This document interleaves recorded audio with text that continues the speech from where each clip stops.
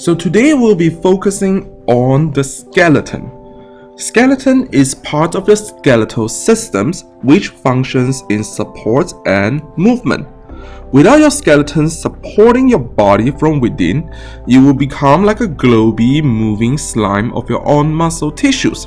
So when we talk about the skeleton, the first thing that will come in mind is this creepy looking skeleton made of your bone, of your head, as well as the bodies with arms bones and legs bones, right? You know, those that are common in the horror movie. The head's part of the bone is called a skull, and it houses and protects your brain, which is a group of nerve cells working together for coordinations. So connecting from your skull, right, to the arms bones and your legs bones is your backbone, which I highlighted in yellow, is to protect a very important structure within the backbone called spinal cord, right? Besides moving, and support. So spinal cord, right, is a group of neurons of the nervous system connecting to the brain. And we will actually talk more about its function in the nervous system chapter later. So a backbone, right, is made of unit pieces of smaller columnar bone, which I kind of box it up here in green color, is called a vertebra. And in plural, is called vertebrae with an E at the end. So between these backbones, or the vertebra, is the cartilage, which I draw in red lines. So this is what we call a cartilage. A cartilage is located in between bones, and there are basically tissues that are softer than bones, right? Tissues that are softer than bones.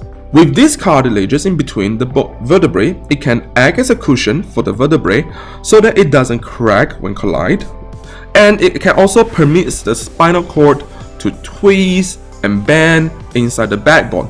You don't want the spinal cord to be broken because it is actually a very important part of the nervous systems. If these are broken, it's very terrible. Okay, so if you focus on the yellow highlighters, right, stretching out from the yellow backbone, which I highlighted in blue, is a bunch of extensions bones. These are the ribs, right, that forms a cavity at the upper chest area. So the ribs can actually is very important because it forms a protective cage for many organs that are located inside the chest cavity, such as hearts and lungs. So your heart is very important for pumping the blood around the body, is located at the upper top part of your left chest. I put a red symbol of heart, which totally doesn't look anything alike as a real heart, but I'm just gonna put it over there.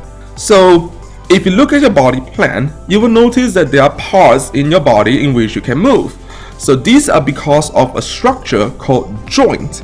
So a joint is an area in your skeleton where one bone meets another bone. So the area where two bones meets, right? So I highlight the two bones in pink color, and the area in between is joint. You have two types of joints. An immovable joint, in means no, so immovable, unable to move. Immovable joints are regions where two bones meet and fuse together that are unable to move. For example, your skull regions, right? And this is important because immovable joints can protect the organs within the bones area, right? A second type of joint is a movable joints, where two bones are connected, allows for movement, and they are connected by a type of tissue called ligament. So a ligament connects two bones at a joint to allow motions like bending, twisting, rotations, right? So if you move around your body, any parts that you can move is because of this movable joint, right? Your limbs, neck, torsos, fingers, these are all connected because of the structure ligament. However, skeleton can't move on its own unless there are muscles.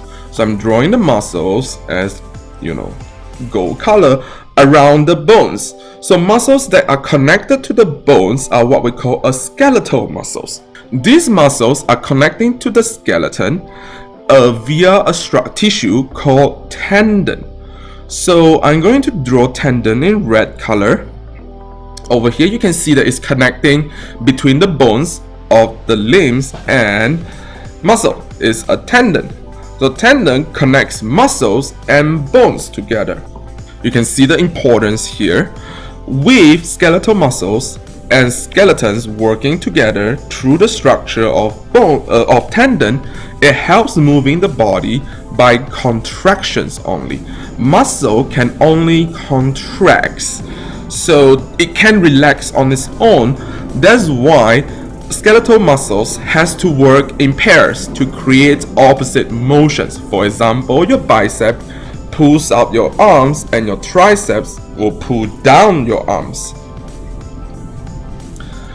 So these structures, bones, tendons, ligaments, they can be damaged by wear and tear, so we have to take good care of our skeletal system, or else we will not be able to move at all, right? Some of the diseases related to bones are, first, arthritis.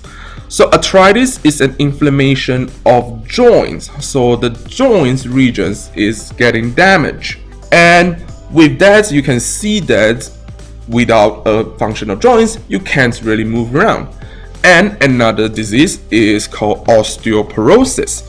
So osteo means bones and poro means pores. So the bones in osteoporosis becomes very thin, right?